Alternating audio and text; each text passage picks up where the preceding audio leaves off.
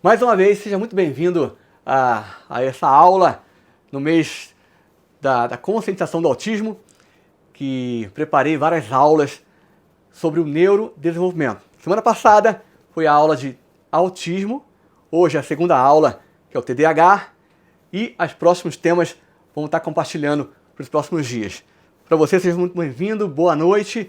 A nossa aula vai ter um tempo mais ou menos de meia hora, coisa rápida. Se você quiser, pode deixar a sua mensagem aqui no chat, que eu estou observando aqui o chat. Eu olho para baixo porque eu estou lendo o chat, tá? E pode mandar mensagem que eu vou te responder. Então vamos lá. Olha só, o TDAH é um transtorno de déficit de atenção e hiperatividade. E esse transtorno é um padrão persistente, tá? Que persiste, ele não muda. De quê? De desatenção, hiperatividade e impulsividade. E também isso interfere no funcionamento e desenvolvimento do indivíduo, da criança. Até então, tudo bem? Ó, ganhei isso aqui de um paciente. Bem legal essa caneca, ó. Dr. Franz. E esse cérebro aqui, ó. Incrível, né? Vamos lá para o segundo. Bem, é um transtorno neurocomportamental mais frequente na infância, tá? A gente tem o autismo, o TDAH é uma das comorbidades mais comuns do autismo. Você pode ter o TDAH sem autismo e você pode ter o autismo com o TDAH. A prevalência é de 6% na infância e adolescência. O homem tem 2 vezes mais chance do que mulher e quando tem menina, tende a ser muito mais grave o TDAH. Tanto que a menina não consegue ter amigas meninas, ela acaba brincando com o menino porque é o que aguenta mais essa hiperatividade da menina, tá? E 50% das crianças e adolescentes com TDAH vão continuar a ter os sintomas significativos e que causam comprometimento na idade adulta. Eu sempre digo que a criança com TDAH ela tende a melhorar quando cresce. E aí vira um adulto com TDAH, mas 50% desses adultos vão ter aí comprometimento do TDAH. Muitos melhoram, tá? Obrigado você que está entrando agora, que está participando. Tem bastante pessoas. O chat está aberto aí. Coloca a tua dúvida. Vamos lá. Quais são as causas, então, do TDAH? A gente sabe que tem um forte componente genético, hereditário. Então, o pai que tem TDAH tem chance de 2 a 8 vezes maior de ter um filho com TDAH. E também um outro irmão com TDAH. A gente tem visto isso, eu tenho visto isso frequentemente no meu consultório, tá? Prematuridade também, baixo peso a nascer, o estresse fetal e também interação do gene e ambiente. E assim, exposição da mãe também com álcool e tabaco e algumas medicações também podem fazer com que essa criança venha desenvolver o TDAH. Essas são as causas.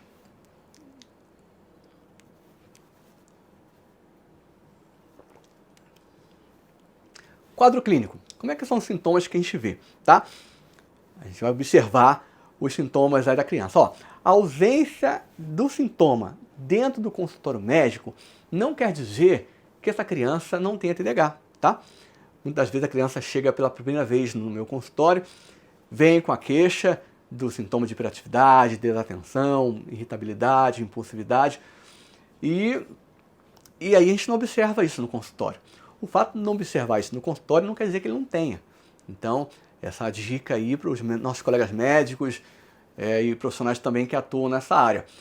Eu, por exemplo, tenho visto muitas crianças que às vezes falam que é tal sintoma, a família diz que parece tal transtorno, que parece autismo, que parece aquilo, que parece outro, mas se você não avaliar, se eu não parar um tempo para ouvir o que os pais falam e também ouvir a criança, a gente tem chance muito maior de ter o diagnóstico equivocado, tá? Que muitas das vezes um autismo muito leve, pode ser confundido com o TDAH e vice-versa, tá? Ontem mesmo pegou uma criança que todo mundo dizia que era autista. E aí quando eu avaliei, eu falei, não tem nada de autismo, essa criança tem mais TDAH. Porque tem alguns sintomas que também se assemelham ao autismo. Bem, as crianças são frequentemente capazes de controlar os sintomas com esforço voluntário ou em atividades de grandes interesses. Já viu? A criança está super agitada, você dá um celular para ela, ó, fica focada, fica quietinha, ela consegue, tá? Elas são capazes de controlar isso aí. Tá sem imagem aí? Estão me vendo? Alguém falou, voltou, né? Tá. Bem, também outro sintoma muito comum pode ter um atraso leve no desenvolvimento da linguagem. Então essa criança demora para falar, demora para comunicar, e aí fica parecendo que tem autismo, tá? Observem. Pode também atraso no desenvolvimento motor e social. Também podem estar presentes. Essa criança é tão agitada, é tão elétrica, que ela não consegue desenvolver a socialização. Ela sim vai ter prejuízo na socialização, porque ela não mantém o foco em objeto. Ela não sustenta a atenção em objeto. Então, se ela vai na escola, ela cai correndo, ela quer brincar com outros brinquedos, ela muda toda hora, ela corre para lá e para cá, e isso compromete a socialização. Não é autismo, tá? TDAH. Seguinte, as queixas frequentes também que eu tenho ouvido pelos pais: baixa tolerância à frustração, irritabilidade, teimosia, impulsividade, labilidade do humor, que é instabilidade do humor. Mesmo sem o transtorno específico da aprendizagem, o desempenho acadêmico costuma estar prejudicado. Bem, isso é interessante, porque às vezes a gente vê o diagnóstico que o paciente tem transtorno da aprendizagem. Às vezes não tem, tá? Não tem, é porque o TDAH comprometeu o aprendizado. Então, são coisas distintas. É uma possibilidade de diagnóstico também, mas é que o TDAH prejudica o aprendizado escolar. Não que essa criança tenha transtorno da aprendizagem, tá bom? Bem, como é que é feito o diagnóstico, tá? O diagnóstico é clínico, ou seja, olhando, é o profissional da saúde, o médico, o neurologista, o psiquiatra, o pediatra, o neuropsicólogo, o psicólogo, o fono. São profissionais que nos auxiliam também dando o diagnóstico, ou seja, é vendo, né? Claro que é importante coletar informações de várias pessoas, vários informantes, eu não posso confiar só em uma pessoa. Eu preciso revisar também os hábitos da criança, como é que ela é em casa, com a família, como é que é a rotina diária. O TDAH, ele é global, tá? Ele não pode acontecer somente em casa, ou somente na escola, ou somente na casa dos avós. Ele precisa acometer pelo menos 2 lugares, tá? Na casa, na escola. Então, a gente fala de um transtorno que, se tem algo isolado, tem que ser investigado, que pode ser outro tipo de transtorno. E podemos também abrir mão de testes neuropsicológicos que são úteis para avaliar déficits específicos, mas não suficientes para o diagnóstico. Ajuda muito, tá? Escalas e protocolos também nós utilizamos, e o DSM-5 diz que pelo menos tem que ter em 2 ambientes os sintomas, tá? Bem, o quadro é heterogêneo, como eu falei, da desatenção, hiperatividade e impulsividade. Um mais, outro menos. Não quer dizer que a criança vai ter todos os sintomas. Isso são sintomas heterogêneos.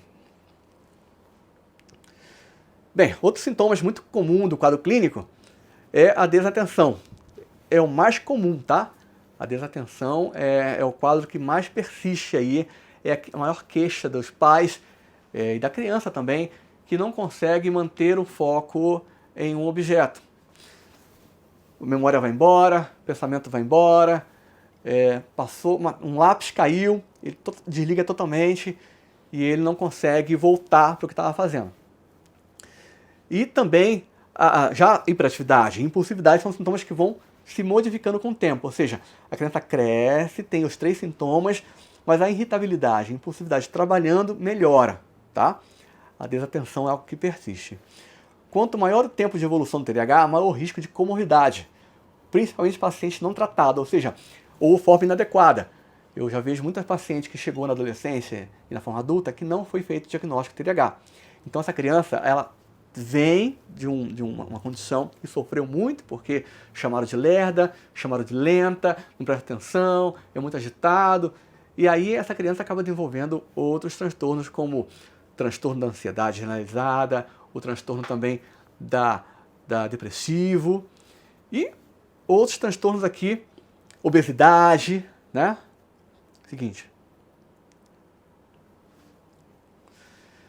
A desatenção em crianças, que é a dificuldade de manter a atenção em tarefas, parece que você fala com ela, parece que ela não está ouvindo, né? Não segue instruções, é desorganizada em tempo e espaço, perde objetos com frequência, se distrai facilmente.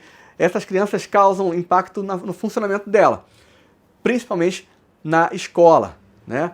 Não conseguem focar, mas a atenção é variável e o foco geralmente tem um tempo reduzido. Você olha para algum interesse que ela tenha e ela tem o foco reduzido e ela acaba mudando esse foco. Bem, como um transtorno de neurodesenvolvimento, é importante coletar informações de como era a criança antes de começarem os sintomas, tá? Geralmente a criança começa na infância. Se chegou uma criança com 12 anos, com 15 anos e falou que começou agora, não é TDAH, tá? Não é TDAH. Tem que começar na infância. Lá do berçário, ó, alteração do sono, muito inquieta com o sono, se mexe muito mais que o esperado, né? Já na idade escolar, geralmente é o período em que pacientes são encaminhados para avaliação. É comum também haver sintomas de aumento da enurese noturna, fazer xixi na cama, né? Girexia e descalculia. Muito comum essa fase na idade escolar.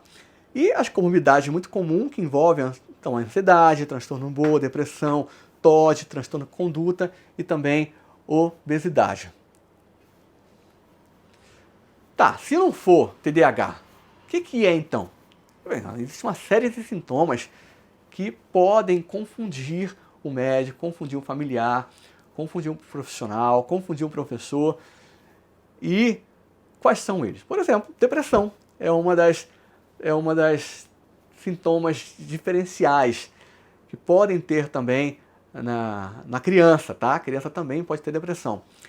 Algum tipo de mania ou hipomania, que é quando a criança tem transtorno bipolar.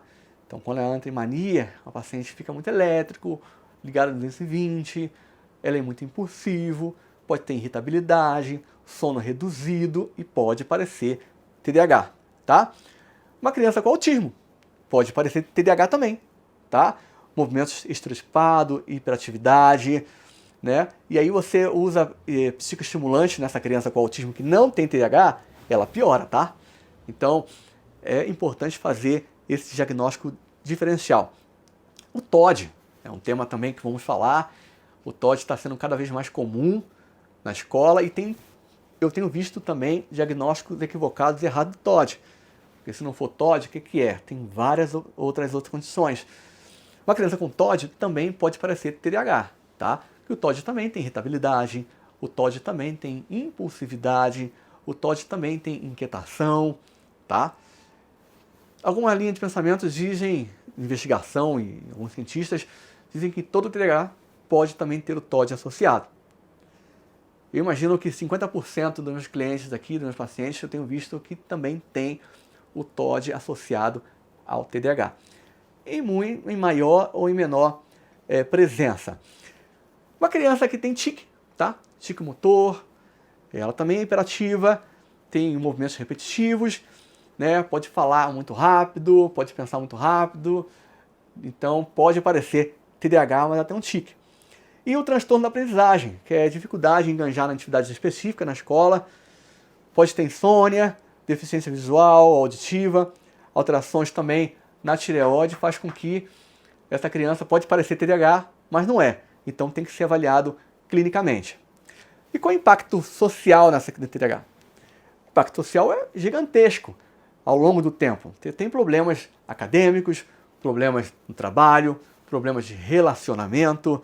Então é bem ampla, tá? Baixa autoestima, então prejuízos sociais muito importantes. Na escola, de 3 a 6 anos, a queixa mais comum é comportamento inadequado nos ambientes, com maior acidente doméstico, maior dificuldade no funcionamento familiar e pior qualidade de vida para os pais, tá? Já na idade escolar, baixo rendimento escolar, maior número de suspensões, repetência, abandono escolar, dificuldade de relacionamento com a família e colegas e exclusão social. No adolescente, a gente vê quadro muito mais grave, que o sintoma da infância. Se não for tratado, ele acaba piorando. E também existe um comportamento aí muito mais comprometido com riscos, né? Abuso sexual, e também é um risco para a criança que acaba entrando para o uso de substâncias psicoativas, aumento do tabagismo, alcoolismo, tudo isso a gente consegue ver em adolescentes que não foram tratados no TDAH, acabam tendo esse tipo de comorbidade. Tá bom, então a gente entendeu o que é o TDAH, entendemos de onde veio, as causas, como é que é feito o diagnóstico, e agora, como é que eu trato o TDAH? A gente tem duas formas de tratar o TDAH. A primeira forma é o tratamento não farmacológico, que é onde a gente é a primeira linha de tratamento. Ou seja, indicação para terapia ocupacional, indicação para psicoterapia com psicólogo, indicação para o fonoaudiologista, indicação aí para outras terapias que existem que são muito eficientes. Em caso da que essa criança tenha um nível mais leve, tem resultados satisfatórios com esse tipo de terapia, tá? Eu vejo isso. Mas lembrando, o TDAH ele tem 3 tipos. O TDAH que ele é predominantemente desatento, o TDAH que ele é predominantemente hiperativo e o TDAH que é misto, né? Que são os dois, que é o combinado nos dois. Desses 3 que eu mencionei, nós temos também o nível 1, nível 2, nível 3 de comprometimento. Já tem isso. E aí, quanto menos comprometimento, a gente vai indicar o tratamento não farmacológico. Quanto maior o comprometimento, aí vai ter que avaliar se medicações psicoestimulantes vai melhorar ou não. Muitas pioram, tá? Algumas melhoram. E é muito melhor a gente tratar e observar a comorbidade dessa criança. Será que essa criança está depressiva? Será que essa criança está ansiosa? Será que essa criança tem uma outra condição? E aí o tratamento também vai nessa linha, tá? Bem, o que seria não farmacológico? Orientação parental. O pai precisa entender, a mãe precisa aceitar, a família precisa aprender como lidar com essa criança. Não adianta brigar, não adianta botar de castigo, não adianta bater, não adianta, porque não é assim que melhora, tá? Bem, antes dos 6 anos, o treinamento é parental e podemos utilizar medicação acima dos 6 anos, tá? E tratar com comorbidade. O TDAH sempre deve ser tratado. A gente não pode abandonar ele. E eu estava pesquisando e no livro eu vi que existe um jogo, um game, chamado Endeavor. Eu não sei se é assim que pronuncia. Esse jogo diz que é muito bom para quem tem TDAH. Então ele melhora a atenção, melhora o foco. Eu já tinha visto algumas pesquisas falando sobre isso, né? Médicos com TDAH acabam jogando antes da cirurgia para melhorar o foco. Neurofeedback é importante, REAC são outras alternativas que nós temos para melhorar aí o tratamento do TDAH. Bem, e aí quando não resolve, que é o não farmacológico, a gente vai abrir mão realmente de medicação, porque está tendo prejuízo na escola. A criança não está aprendendo, ela não tem atenção. Essa criança está ficando, não obedece, não fica na fila, está cortando a fila, muito agitada, ela atrapalha o teatro, ela atrapalha a aula, ela sai toda hora para o banheiro, ela entra e sai. Ela tem um prejuízo muito grande para ela e para o meio que ela está. Então, a gente tem que avaliar isso aí e fazer o uso da medicação, porque senão ela não melhora. E tem prejuízo para ela e para o meio que ela está. Então, que medicações que existem hoje no Brasil que podem satisfazer aí o tratamento? A primeira linha é a Ritalina. Ritalina é uma medicação que é psicoestimulante, ela vai melhorar o foco, a atenção, a memória, a concentração. E a Ritalina, a gente tem vários tipos de Ritalina. A Ritalina básica de 10 miligramas, é a menor dose que a gente usa para criança, ela tem um efeito aí de 4, 5, 6 horas no máximo. Então, a criança toma a medicação, pelos próximos 20 minutos começa a fazer efeito, e o efeito persiste aí até 4 horas da vida dela, fazendo ela focar e ficando menos hiperativa. E outra também, que é o Venvance, também é uma medicação que nós utilizamos quando não dá certo com a Ritalina. A gente também tem essa opção do Venvance. Uma outra, como ele é muito caro, ele é bem caro essa medicação. A gente conversa com os pais, faz o teste na criança, que tem gente também, Venvance é melhor? Não, tá? O tratamento é individual. Tem gente que melhora com Venvance, tem gente que piora com Venvance. Hoje eu atendi uns 2 ou 3 TDAH, todos eu atendo. Atendi uma moça agora pela última vez, ela já fez o uso do Venvance, não deu certo e voltou para o Ritalina de 10. Então, esse negócio de que um é melhor que o outro não é isso, tá? É testando em cada paciente. E aí, eu falei isso da primeira linha, tá? Mas se não resolver, a gente tem a segunda linha que a gente prescreve. São medicações que a gente utiliza para uma condição, mas descobrimos que também serve para tratar o TDAH. Eu gosto muito de usar a bupropiona, né? Eu coloquei aí, que também tem efeito muito legal para paciente que talvez está um pouco depressivo, ou muito ansioso, comendo demais. O BUP também é indicado para tratar o TDAH. Só que tem um resultado um pouco baixo, tá? Em 30% a gente vê melhora. Mas para o TDAH leve, um TDAH que não compromete tanto essa criança, o BUP vai bem, tá? Outras opções é o clonidina, imipramina. Eu não coloquei aqui nessa lista, mas é uma medicação nova que chegou no Brasil. Ela foi reconhecida em 2011 pela a vigilância. Então, desde 2011, nós médicos estavam muito ansiosos para testar essa medicação que já funciona no mundo todo e tem tido bons resultados, que já chegou no Brasil agora, esse ano, em 2024, já foi liberado para venda, está na farmácia, que é a atomoxetina. Já utilizei ela em alguns pacientes e tenho tido bons resultados, tanto em paciente em criança, tanto em paciente adulto. A atomoxetina ela foi criada para depressão e ansiedade, e toque, transtorno obsessivo, transtorno compulsivo, medo, fobia, mas ela se mostrou muito eficaz para tratar o transtorno de déficit de atenção e a hiperatividade. Teve bons resultados e medicações que não são taxa preta, receituário comum, não é aquela receituário amarelo que dá tanto trabalho para a gente conseguir e não tem risco de você causar dependência, tá? Não vai viciar a criança, não vai viciar o adulto, não tem risco de dependência. Deixa eu olhar aqui para baixo e ver quais são as perguntas.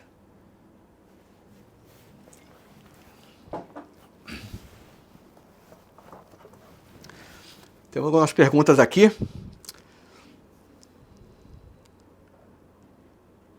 Tá sem imagem? Não, tá com imagem agora, né? Neuroleptil pode ser diminuído ou substituído por minha filha. Depois que ela teve o uso, ela começou a ter crise de ansiedade. Werley Cruzeiro. Obrigado pela pergunta, Werley. Bem-vindo aí. Bem, a Neuroleptil é uma medicação que eu não uso para ela para TDAH, tá? A gente usa a Neuroleptil para outras condições. Autismo, vai muito bem. A risperidona, ela funciona melhor para o TDAH, tá? Então a gente tem que trocar.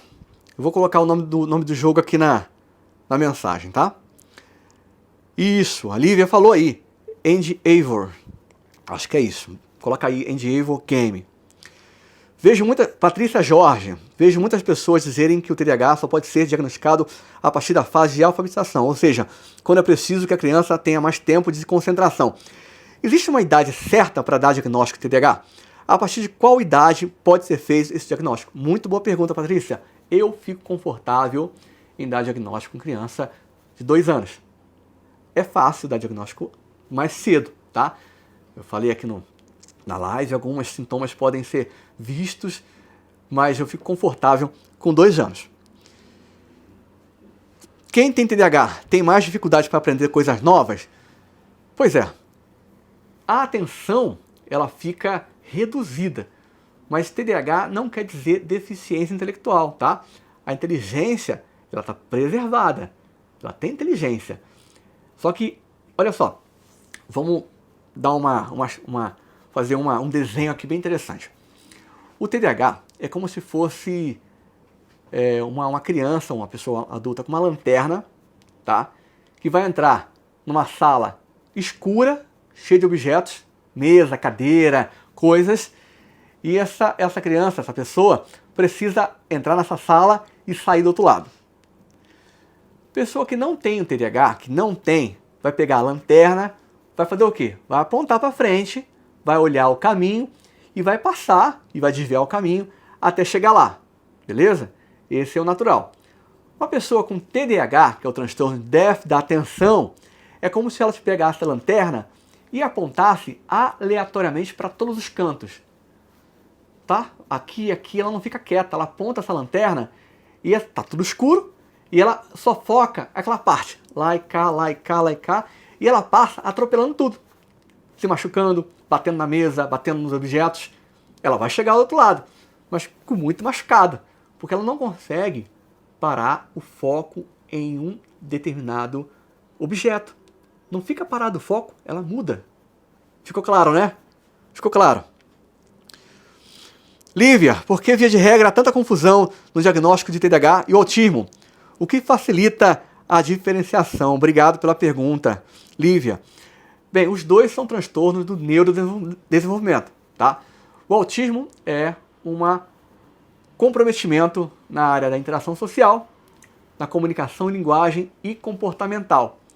O TDAH não tem alteração na linguagem e comunicação. Então, apesar que o autista pode ter também o TDAH. Então você vê que é uma linha muito tênue de diferenciação, né, das condições que as crianças apresentam. Tem mais alguma pergunta?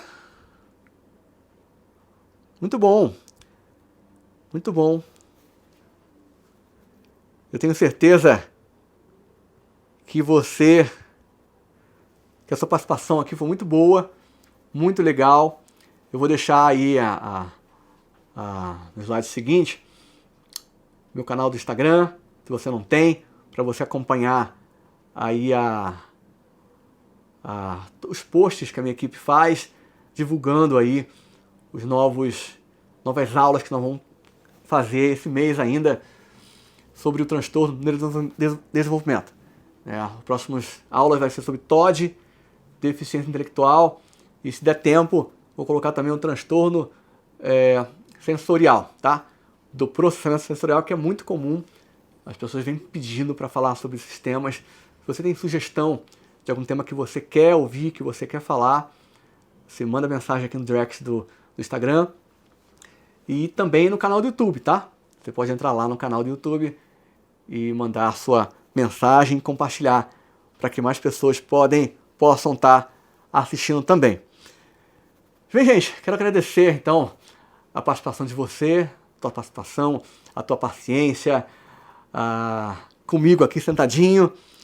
Eu tenho certeza que alguma coisa eu pude esclarecer essa ideia da aula, fazer com que você entenda um pouco mais sobre o TDAH. Deixa eu ver se tem outra pergunta.